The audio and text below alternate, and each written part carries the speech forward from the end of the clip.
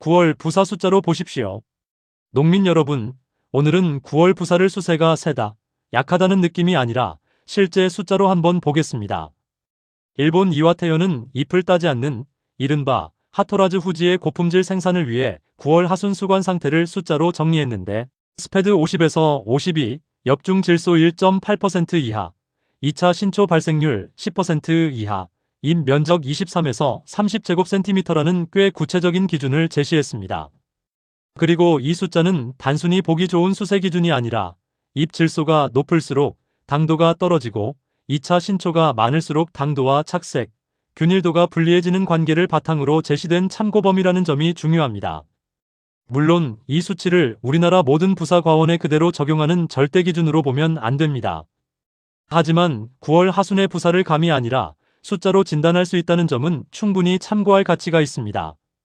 여기서 중요한 것은 스패드가 50일을 넘었다고 해서 어떤 약이나 비료를 써서 값을 바로 낮출 수 있다고 생각하면 안 된다는 점입니다. 9월에 이미 나무 안으로 들어간 질소를 며칠 만에 빼내는 처방은 사실상 없습니다. 따라서 스패드가 계속 높고 엽중 질소도 높게 나온다면 먼저 해야 할 일은 토양시비, 관비, 연면비료, 액비, 아미노산제처럼 생각하지 못했던 투입물까지 다시 확인해 질소가 계속 들어가고 있는지를 점검하는 것입니다. 그 다음에는 추가 질소 공급을 멈추고 고질소라고 해서 칼륨을 무조건 더 넣는 식으로 단순하게 가면 안 됩니다. 지금은 추가 질소를 막고 광환경과 과실 배분을 점검하고 이 나무를 표시해 다음에 질소량과 동계전정 강도를 조정할 자료로 기록하는 것이 맞습니다.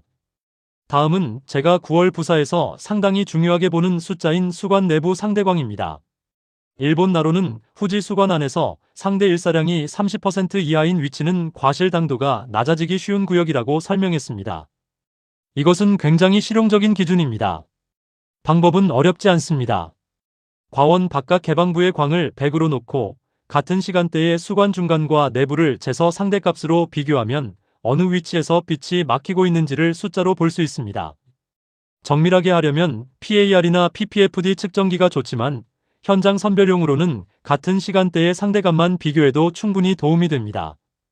그리고 내부 상대광이 20%대라면 당도가 낮은 원인을 비료부터 찾지 말고 먼저 수관 구조 문제부터 의심해야 합니다. 수관 내부광이 부족할 때 첫 작업을 무조건 입닥이나 강한 전정으로 잡으면 오히려 역효과가 날 수 있습니다. 먼저 과실 무게로 처진 결과지를 들어올려 빛이 안으로 들어가게 하고 서로 포개진 측지의 위치를 조정해 겹침을 줄인 뒤 내부를 완전히 막는 직립토장지와 불필요한 가지만 선택적으로 정리하는 것이 순서입니다. 그리고 작업 뒤에는 반드시 다시 측정해 보십시오. 작업 전 22%였던 곳이 30% 이상으로 올라갔는지 확인해야 가지를 잘랐다는 사실이 아니라 실제 광환경이 개선됐는지를 알 수 있습니다. 다만 9월에도 고온이 강하게 이어지는 시기에는 그늘에 있던 과실을 갑자기 직사광에 노출시키면 일소나 열과 위험이 커질 수 있습니다. 그러므로 한 번에 과하게 열지 말고 필요한 만큼만 단계적으로 조정하는 것이 좋습니다. 대부분 당도를 잴 때는 과원에서 사과 몇 개를 임의로 따 평균을 내고 끝냅니다. 하지만 그렇게 하면 수관 구조 문제를 찾기 어렵습니다. 나로 연구에서는 비파괴 당도계를 이용해 수확 약 50일 전부터 당도를 추정할 수 있었고 수확 20일 전 추정 당도와 실제 수확 당도 사이에는 0.833의 높은 상관이 나타났습니다. 비파괴 장비가 없다면 대표 나무를 정해 상부 외부, 중간, 하부 내부로 나누고 7일에서 10일 간격으로 각각 따로 표본을 채취해 굴절 당도계로 비교해도 충분히 의미가 있습니다. 예를 들어 외곽 상부는 15.2브릭스인데 하부 내부는 11.8브릭스라면 과원 평균 13브릭스라는 숫자 하나는 별 의미가 없습니다. 문제는 비료가 아니라 위치와 구조 안에 있을 수 있기 때문입니다. 여기서부터 실제 농사의 판단이 달라집니다. 예를 들어 스패드가 높고 엽중 질소도 높은데 내부광은 정상이라면 이것은 수관을 더 열기보다 영양과 수세 관리 문제를 먼저 봐야 합니다.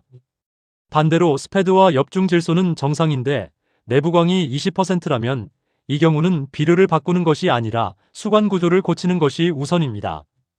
또 광도 정상이고 잎 상태도 정상인데 특정 위치의 과실 당도만 낮다면 그때는 착과량과 잎 기능, 과실 위치를 더 깊게 봐야 합니다.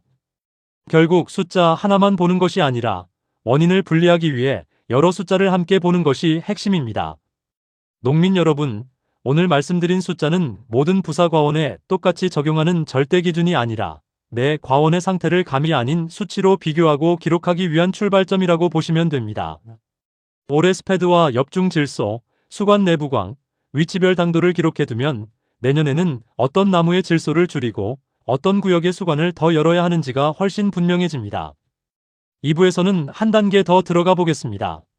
같은 나무에서 같은 날 수확한 부사라도 달려있던 위치에 따라 저장 중 반응과 저장성이 왜 달라지는지 실제 연구자료를 바탕으로 자세히 설명드리겠습니다.